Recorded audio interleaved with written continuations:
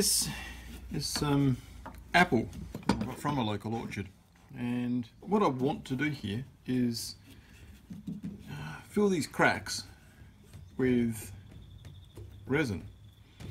And the plan is to put this into a piece of PVC tube and use that as a mold. So I'm just going to rough this down.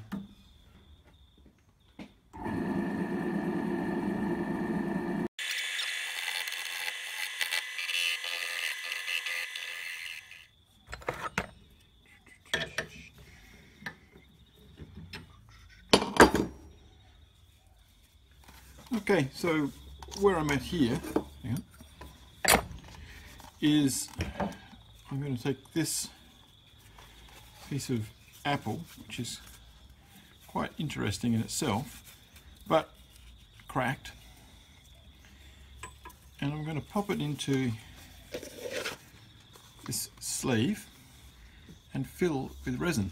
And I'm going to try doing it in two different batches. I'll do some yellow and some red, about half of each, and we'll see where we get, see what we get. This is my resin mold, and this is some wax. What I'm going to do with this is I've rubbed this onto the inside of the mold, and it should act as a bit of a release agent. Right, got my bits and pieces set up. So I want to do some brighter colours. I want to do yellow and red. So I'm going to use the casting and embedding resin. You see that clearly there? That's the digger's one. What we're going to do is we're going to immerse this piece of apple in the resin. Now I'm going to put some red in first and then squish it down into it, and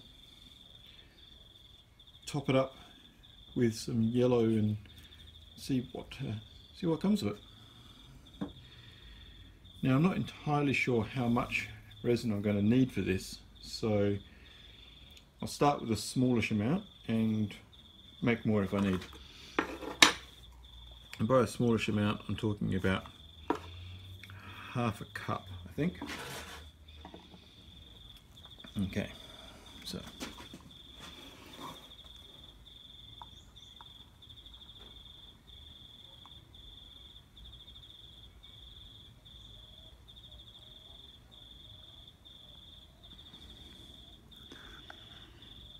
here we go. Once I've got the catalyst in here, I'm going to add in yellow and red model paint in very small quantities.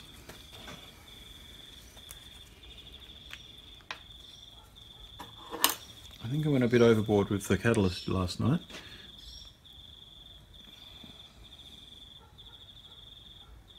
I'm going to say half a teaspoon is probably plenty.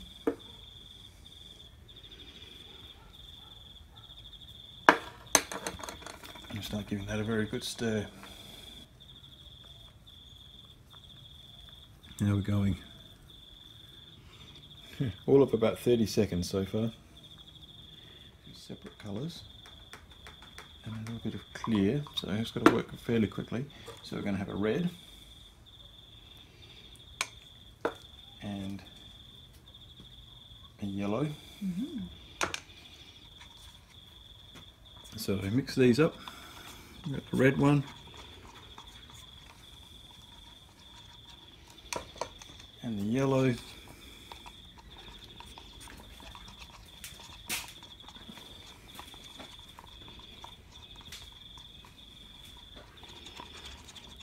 The yellow's not looking perhaps as bright as I would like it, but that's okay. Now,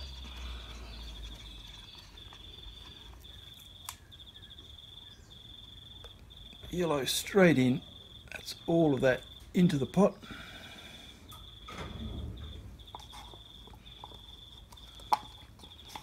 Don't want to miss any of that. as much of that in there as we can. That's it. And with the yellow in, I'm going to take our piece of wood and we're going to squish that down in there. And see.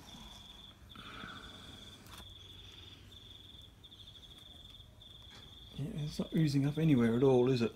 Okay, so now we're going to get some, I'm going to tip some clear in to act as a bit of a buffer in between the two.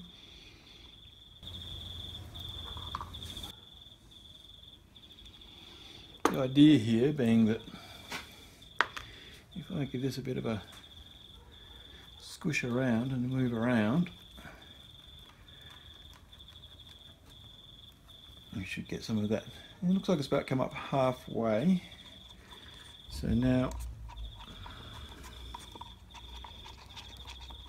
I'm going to get this red,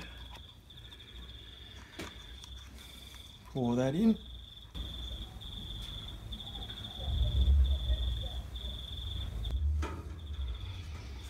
Okay, so this is actually starting to get to the top of the container now. Come back tomorrow and see how it's done. Welcome back. I've left this for about 24 hours and it's time to open it up. One mould, looks like it's going to be reusable. Clearly not quite enough resin to fill the mould. Don't think that's going to be an issue because I could certainly make use of the portion from here down. It looks like it's got into the cracks quite nicely. I'm quite happy with the mix of colours. That looks pretty cool. We're looking here at the resin embedded apple wood.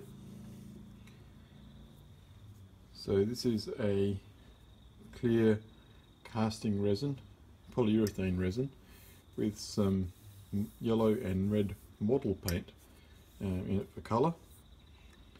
And what I think I'm going to do with this is make a small vase. I might try and be a bit geometric with the sides, or just see what comes out of the wood.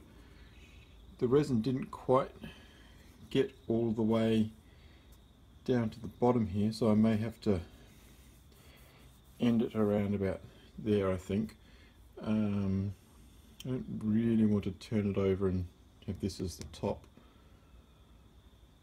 It's a bit hard to know. Yeah, I think this is the top. So what I'm going to do now is I'm going to time lapse the rest of the operation.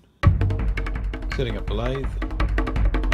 First thing I do is just bring it down to round. You can see here that most of the resin disappears pretty quickly, and then I mark out with my parting and beading tool the depths that I want the base and the lower sort of midpoint to be. And I'm doing a very basic shaping here. It's just an experiment, so a small vase, straight-sided. You can see now here I'm using the variety of tools. Mostly though in this one I think I used the carbide tipped tools.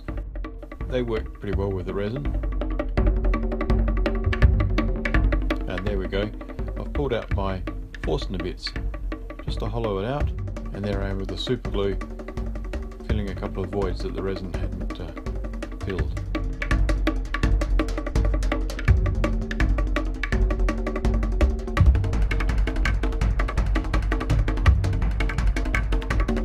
I don't have as much material to remove now. So that's the carbide tip tool, and I made myself a small sanding jig, just a piece of dowel with a slot in the end that I can pop a piece of sandpaper in. Still more material to be removed with that Forstner bit.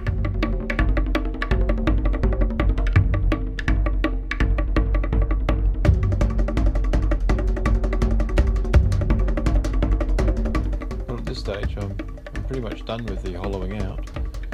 Just trying to get the inside as fine walled as I can to maximise the transparency of the resin in those cracks. You can almost see it a couple of times here when the lathe stops for a moment. The fire like red and yellow flames that's what I thought they looked like.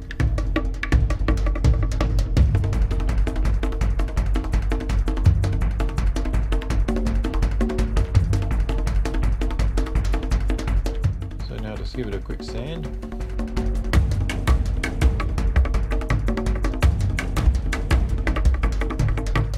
Here's my sanding jig again, working through the grits.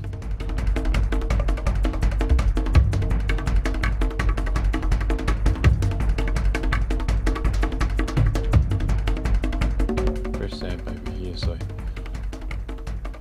running off and grabbing some more. I work all the way through from 80 right up to about a 1200 grit.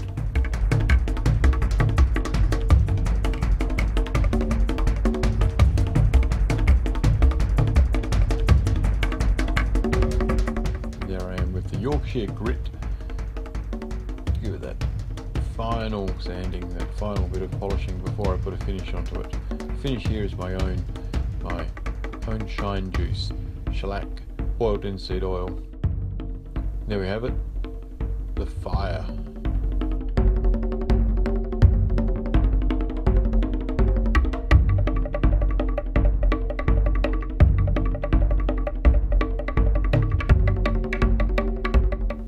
It off.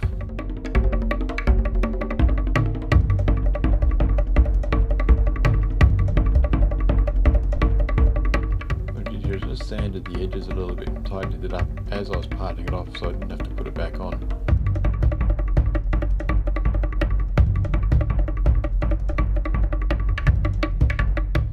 And with the chisel I was able to remove the last of it.